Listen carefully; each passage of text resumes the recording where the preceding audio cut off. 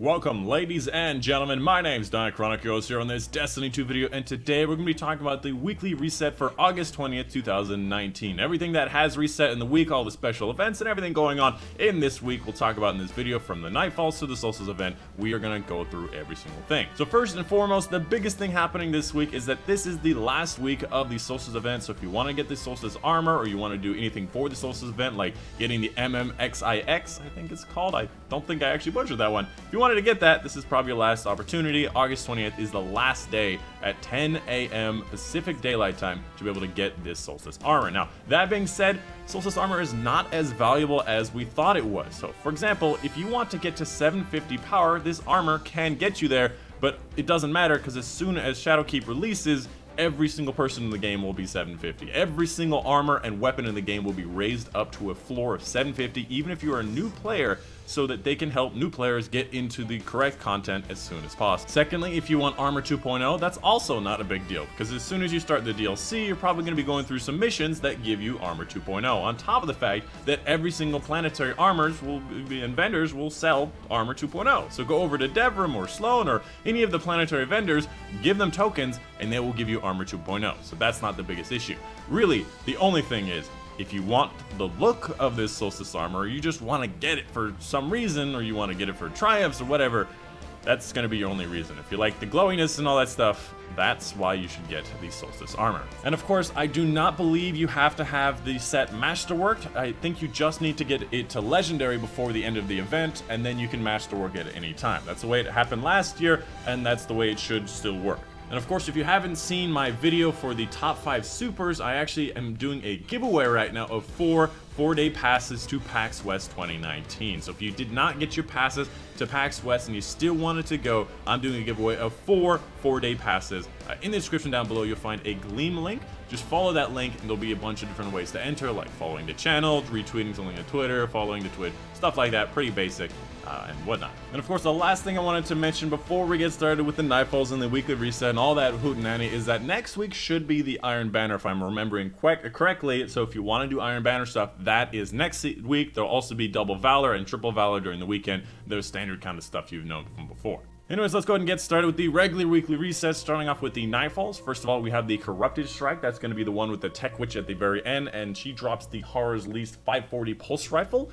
Next up, the Tree of Probabilities is going to be the big Cabal dude that crashes through the Minotaur dude at the end of the Curse of Osiris mission, and he drops the DFA. And then lastly, the Exodus Crash, the one that we all hate, with the Vandal dude that just disappears, goes invisible, and melees and does all that crazy stuff, and he drops the Sparrow. I don't remember what the Sparrow is called. It's on screen now. Highest scoring Nightfall is definitely going to be the Corrupted. I believe it's probably one of my highest scoring Nightfalls in the entire game. Probably second best, to be honest. And the fastest is going to be True Probabilities. Again, one of the fastest, since you can literally skip almost every single enemy. The heroic modifier for this week will be Solar Singe, and the daily is Grounded and Brawler. And a quick mention to the daily heroic story mission: if you still need Cade lore, Ace in the Hole should guarantee you a bunch of them. As for the Crucible playlist, this week it will be Showdown, which is 4v4 team warfare. You can revive teammates to steal points back, stuff like that. Combination of like elimination plus the respawn game modes. And again, Iron Banner will be next week, including next week. There'll be 2 more Iron Banners before the end of the season. As for Reckoning, this week it will be Void Singe, and right now it is Prism and Grenadier, which is a pretty good daily because Grenadier can get you lots of heavy with armaments, and Prism is a benefit at times. Moving on to the Flashpoint, which will be taking place on the Tangled Shore, so completing public events, lost sectors, and heroic adventures. If you're wondering, by the way, this is going to be the fastest lost sector right here, the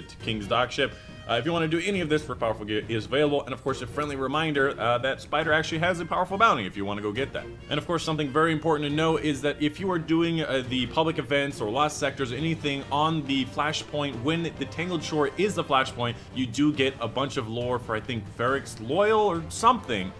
It's one of those, but you have to do it during the Flashpoint. As for the Dreaming City this week, it will be in its Growing Curse state, which is phase 2 out of 3. So if you need anything for the Growing Curse state or the story mission for this week, it is available. As for the Ascendant Realm, it will take place in the Spine of Carry. So the portal is out here, and it will be the one where you go up, up, up, up, up, all the way to the top. There'll be a Taken Cabal Phalanx at the very top. It's going to be that one.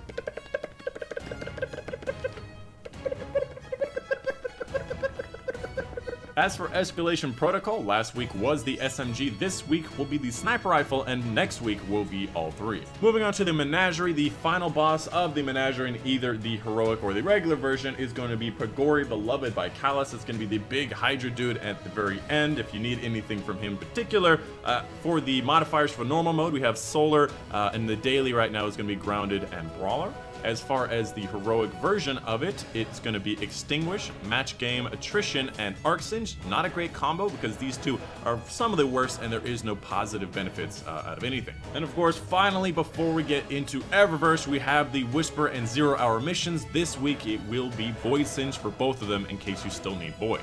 Moving on to Eververse's inventory, showing off everything that she does have available for Bright Dust and the stuff that are just on the feature page and all that whatnot. First of all, we got some things across here in case you wanted them. Arbalist stuff, the sweeping thing, which you see me do in pretty much every one of my reset videos, and of course a ghost shell in case you wanted to buy multiple of ghost shells and all that whatnot. Again, a shout out to this page where you can buy the glows for either 5,000 Bright Dust or 800 silver. It is there for you, either option if you want them. And then lastly, in the Bright Dust section, you have the paperwork emote, you have the guiding light, jubilant shell, you have the ship here in case you wanted it, you have the boat sparrow, which is something that I was kind of interested in, but I got so many damn sparrows I don't really care. It's a silly handshake where guys just kind of just do that. It's very quick if you missed it. Flick of the wrist, you got this emote, which is you just spin a rupee from Legend of Zelda and you just keep spinning it, and yeah, that's pretty much it. I think this line has been the same every single week. Make sure you're picking up these weekly Eververse bounties because they give you Bright Dust, and honestly, I think I had nearly 30,000 when this event started. You start to use it pretty quickly with all the things you need to purchase. And of course, again, this is the last week of the Solstice event, so if you want any of the items available right now, you have to purchase them before it's over. If you didn't get the mini micro, I'm sorry, there's no way to get it if you don't have it already. Anyways, moving on to the loot box section giveaway part of this video. I've been a little lazy for the Titan. My Warlock has 5 prime engrams, my Titan has none. But I don't believe we won last week, but this week we'll be calling out something in 4 different locations, and if this engram, this legendary engram, ends up being in any one of those 4 locations, we will be doing a giveaway next week on my Discord. So to make it simple, let's say if it lands on head, arm, chest, or legs, we're going to be doing a giveaway in my next video. So we open it up and we do, oh wow, the masterwork. We do in fact have a chest piece. So next week on the giveaway, or not on the giveaway, on the reset video, we'll be doing a giveaway at my Discord. I'll talk about more information about it when we get to that week. You know, I don't think we've ever gotten past 4 before. I've always wanted to get to like 6 and been like, oh no, we missed. How funny would that be? Moving on to Hawthorne's inventory, we're going to be talking about the clan bounties, the weekly raid challenges. I'm just going to get rid of this stuff while I have it, just because I want to get rid of it, but everything that we have, she has in her inventory. Starting here in the front part, we have escalation protocol, crucible matches, raids, and menagerie runs with your clanmates. Again, this is a powerful reward. You have to have a max level clan to be able to get it. Moving on to the weekly raid challenges, we have Strength of Memory from Last Wish raid. I believe this is going to be the Riven challenge. So basically, you can't shoot the same eye twice. To each their own, I believe is going to be the one for the boss fight for the Scourge of the Pass raid. Every single person has to destroy at least one of the shield generators, and as long as you've destroyed one of them on each one of the phases and every single person destroys one of them, you should be good to get this one. And then lastly, you have the Crown of Sorrows with both hands challenge, and this one's a bit weird to explain. Basically, during the boss fight, when you get to the boss damage phase, every once in a while he'll raise his hands up, and you can do up to 3 hand raises. Basically, each person can only shoot down the hands once. So basically, pair up with the person that's on your one of the 3 sides, shoot down the hands together, and nobody else shoot them at the same time. If he raises his hands again, the next team shoots them down, and then of course the third team shoots down the 3rd set of hands. Moving on to Benedict! You know what I just realized? Benedict has a little Imperial thing on the top of his head. Did you guys, it's all blurry, but did you guys see that little thing on the top of his head? It looks like it's like strapped down or something. It's the Imperial symbol of Callus, the noble decreer of Callus, Benedict 99. I never noticed that. How long has he had that? Has he had that this whole time, like since year 1? I don't know. Anyways, moving on to his inventory, we have things like Wealthy Emperor. You can only get 3 of these a week for more Imperials. This one is for runes. As far as the bounties go, it is going to be the Gambit week. So going to be killing enemies of all species, the 8 Gambit bounties, defeating enemies with class abilities, which includes melees, grenades, and supers, and then finally collecting treasure, which is just defeating enemies. Oh my god, it's the Midnight Coup. I just saw that. Oh, let's go. Sorry, it's just defeating enemies across the system. This one actually takes a while. Midnight Goal, let's go. As far as the gear goes, I'm just going to be showing you in the red section. You can see how to get each one of the armor pieces in case you're interested. But the Midnight Coup is literally my #1 favorite weapon for PvE combat. It is my #1 favorite. Not kidding you. Like, your one weapon is still my #1 favorite. I like it better than its replacement, the Spare Rations, even though it is statistically better.